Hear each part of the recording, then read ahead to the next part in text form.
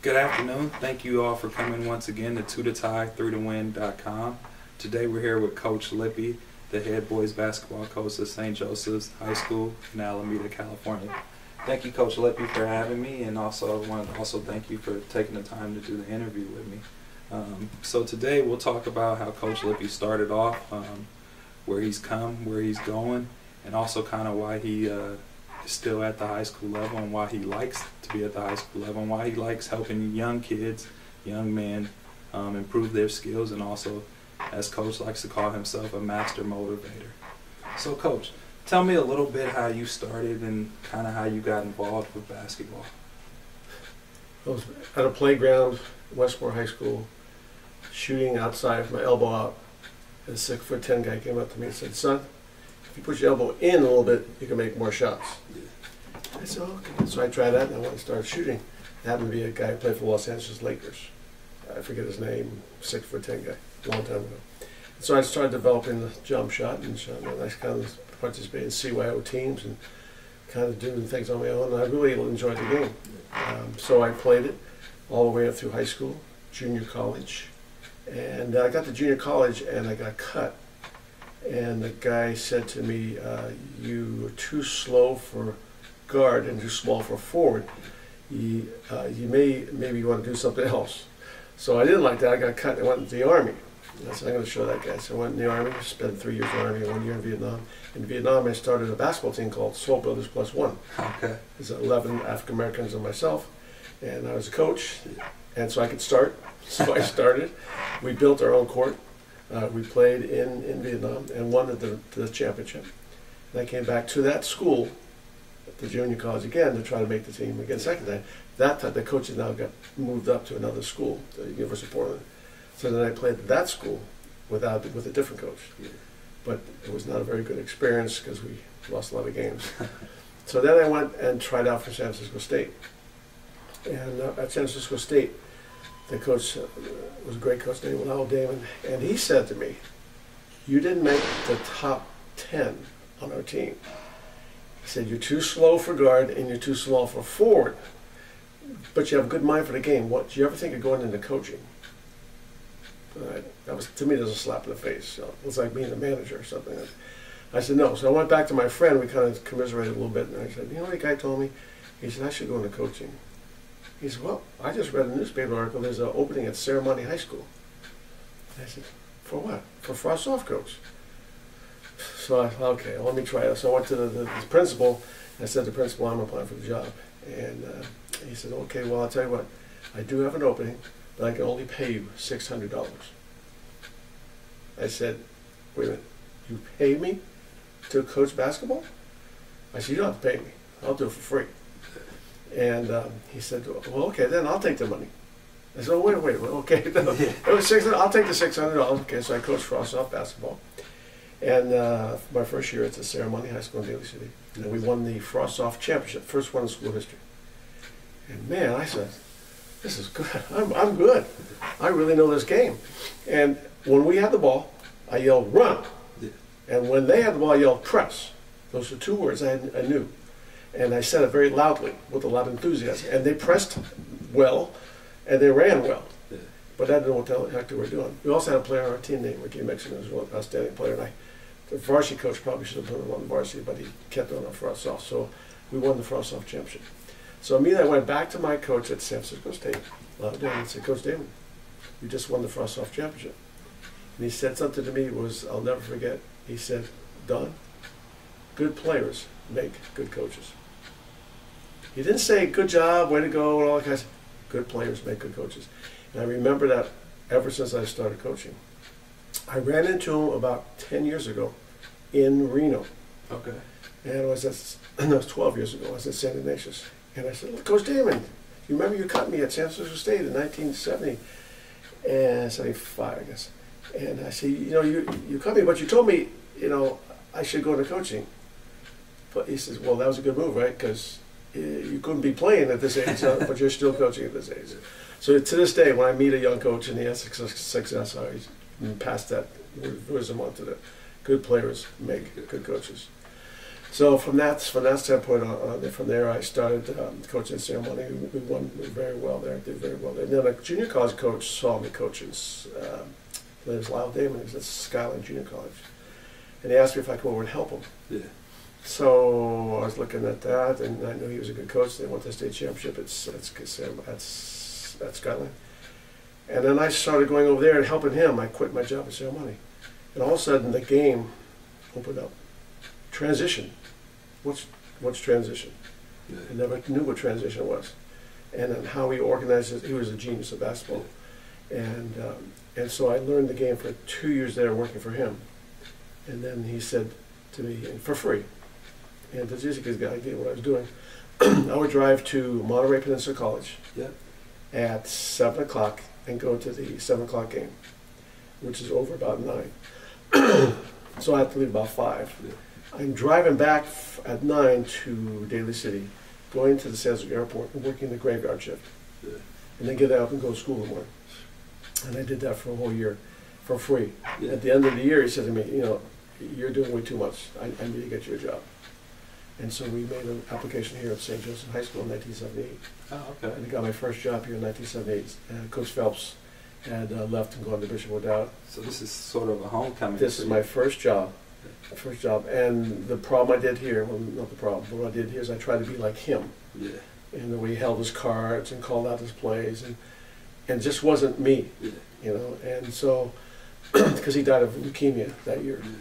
Oh, no, sorry. That year he was dying of leukemia. Yeah. And so I coached this team and I coached his team Okay. at the same time. And then he finally came back the last 2 games and he died a week later. But then the next year I kind of became just myself. Yeah. And kind of did different things and coached where I felt comfortable. Then went off to they left here after 3 years. Yeah. Went to Stanford as an assistant. Okay. And I liked that, except I found out it was just the same game Yeah. as it is in high school, Yeah. as it was in CYO. A little bit bigger boys, Yeah. a little bit more press, a little bit more ego. So and our coach got fired. Yeah. So then I left coaching there, and I came back and started it. Then I made my tour, Yeah. my S tour I call it. St. Joe was one S. Then it was Ceremony was another S. Then there was St. Pat's in Vallejo. Okay. Then it was Skyline in Oakland. Then it was St. Ignatius in San Francisco, and then back to St. Joseph's. Now, did you teach at, once you started that S, did you teach at every school? Every school. I was athletic director in 2 of them. Okay. And I always coached, taught government, history, PE, religion, etc. And the longest stay was at St. Ignatius for 12 years. Now, when you got to SI, because that's considered the West Catholic Athletic League, Right. Did you learn more about scouting, or did you learn more about X's and O's, or had you already kind of figured all that out? Scouting, they're crazy scouting. I mean, Jamboree, and I still use my yellow pad. I don't film it, I just yellow pad, I write down notes. So in the WCL, they have all the WCL coaches sitting with cameras like that, focusing on the game, and then they get their filmer and then and I just have my little notepad here. So, but you got to be prepared, because for example, when Bellarmine played us, the kids and team told us they watched 3 hours of film before they played us. That's how well they knew what we were doing. But we won the league first 2 years, had success. Some of this things changed at the school because of that. But I was there a good 12 years, and I lived here. Yeah, so you were commuting. I was commuting an hour and a half, and sometimes it gets very difficult. And then this job opened up here, and I said, plus my daughter is becoming a freshman, and she'd have to go with me to San Francisco to SI, or she could stay here, and then I could stay here, and I could live longer. So I applied for this job, and then I got this. So you were saying you don't film games. You're strictly pen and pad. Yeah. And you still do that to this day. Yes. No, we have a filmer who films our games, but I don't go and film anybody's game. That's pretty interesting, because most guys are out filming games. Well, nowadays there's so many ways to get film. Yeah. Because the films are on the internet. You can swap film and so forth. But I'm different. Like I teach class a lot different than most people teach class do. Yeah. Lots of people to bring out their files from the year before. Yeah. I have no files. Yeah. Each day's a new day. And I don't know what I'm going to do, Yeah. but it's going to be good. It's going to be exciting, Yeah. and that makes it exciting for me because I don't know what's going to. So I'm excited. I have no idea what's going to happen that day. I mean, in my head, I know I can teach something about executive privilege or something, but in my government class. But how I'm going to do it, I have no idea. Yeah. And that God has given me a very good cognitive abilities to create things of my own. And with basketball, I do the same thing. Now, has that helped you with your in-game changes, adjustments? Yeah, I don't go into any preconceived situation because I don't know how they're going to play us. Yeah. And all I want to know is that how hard we're going to play. Yeah. And that will come from the week of practice. Yeah. And how if the team's going to, like this year we played a team in the playoffs, Central Catholic. And I did that film on, when you get to that point, you do get film with people. So I had a film on them, and they were a good 2-3 zone team. Yeah. And in that game, we started off, we hit 2 threes back to back, and then one other three, about 3 pieces of it. And all of a sudden they went to man-to-man. Yeah. Now, that's the team plays zone all year. They have 6'9" center, and that's 2'6", 6'4". This is big teams, they played zone. So they switched and went to man-to-man, Yeah.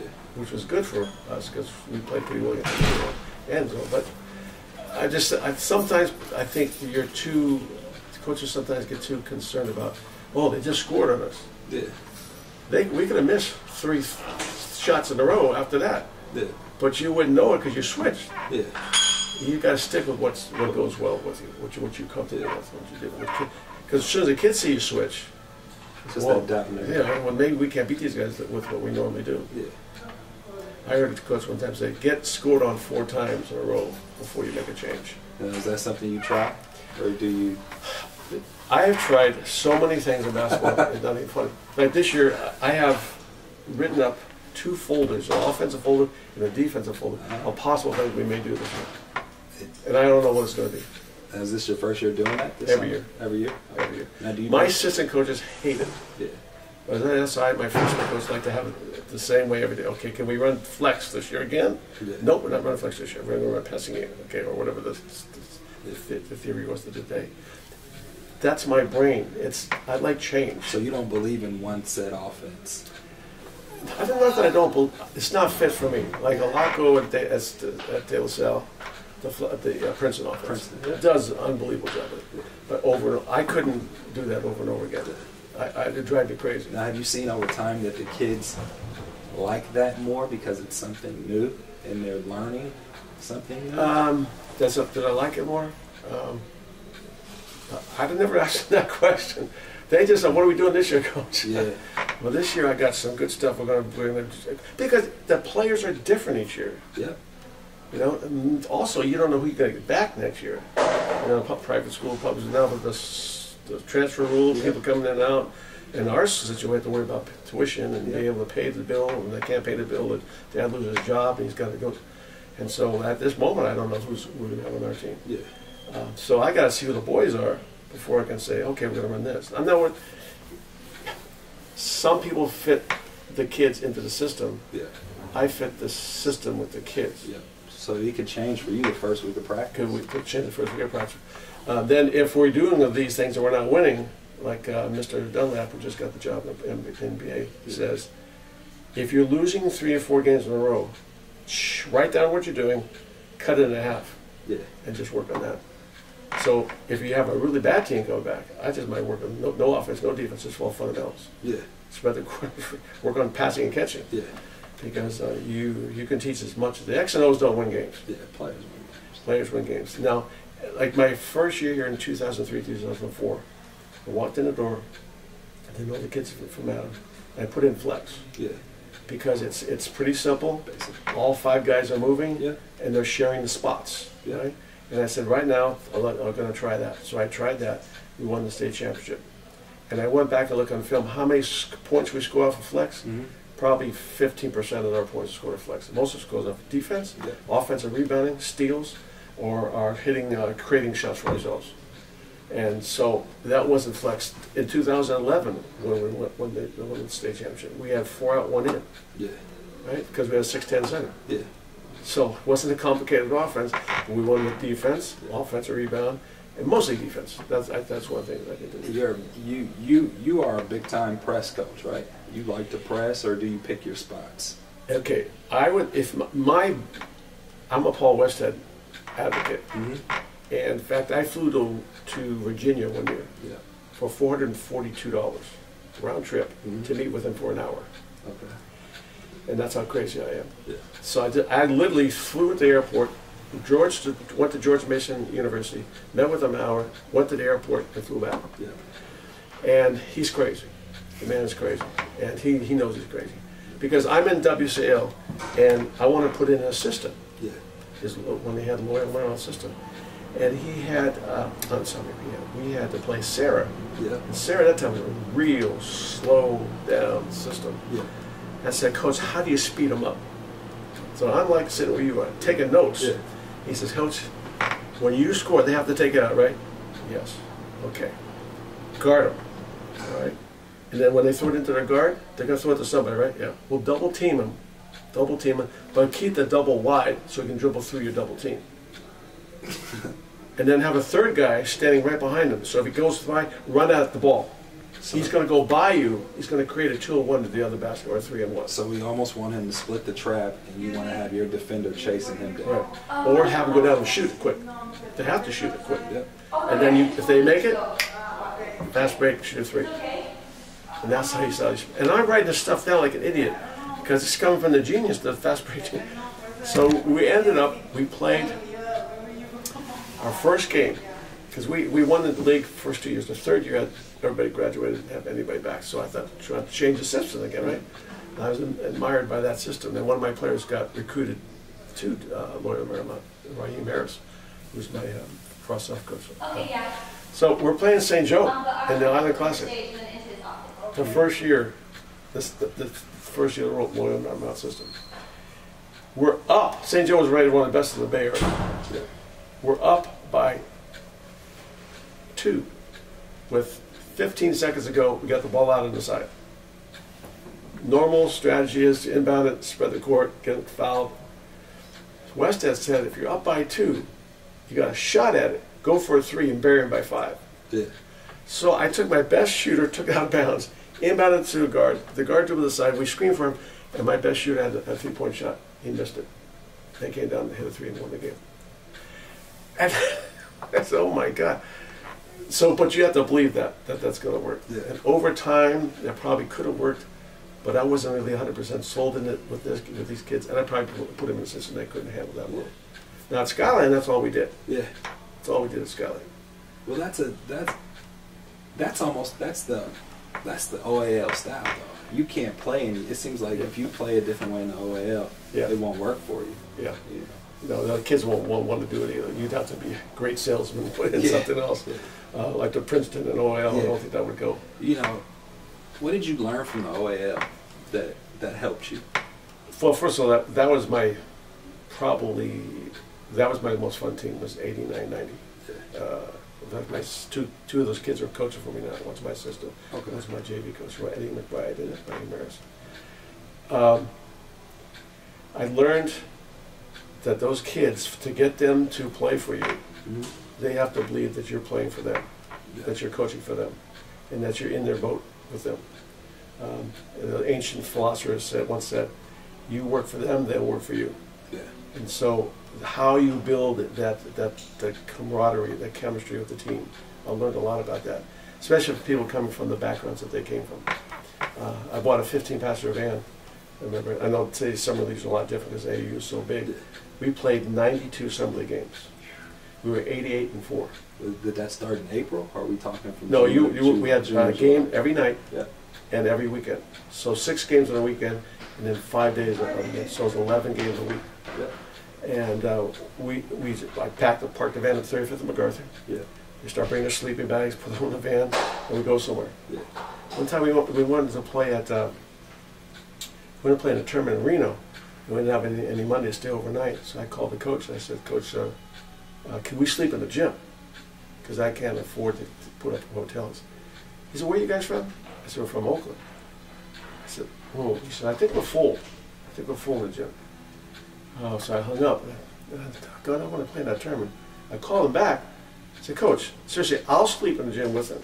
If you're concerned that something, because I get a feeling he was concerned from Oakland, they're going to tear the place apart. So I said, it's not going to be a problem. So, okay, I'll let you stay as long as you stay in the gym with it. So we had 13 sleeping bags, 12 players and myself. We slept in the gym. Well, actually, we didn't sleep. We played till 2:30 in the morning. Yeah. Played in the gym, full court, full around.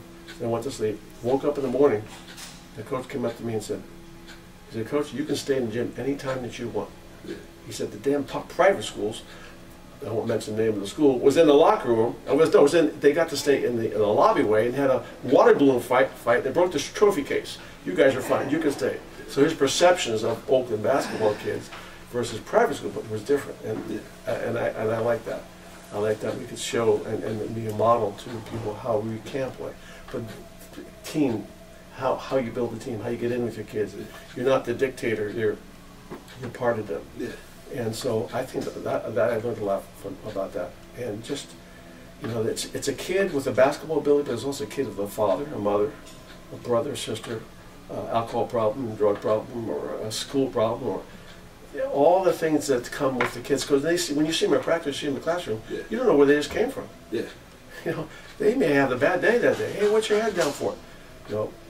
Or one time, one of my assistant coaches said to a kid in his classroom, "Yeah, look like your dog just died."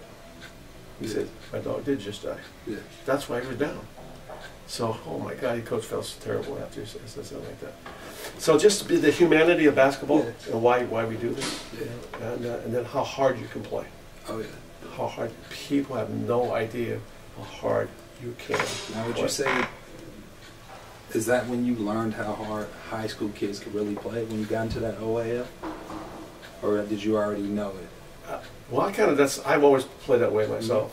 And because I was in the Army, I saw a team from Germany who they had everybody in the team had knee pads, like volleyball knee pads. Yeah.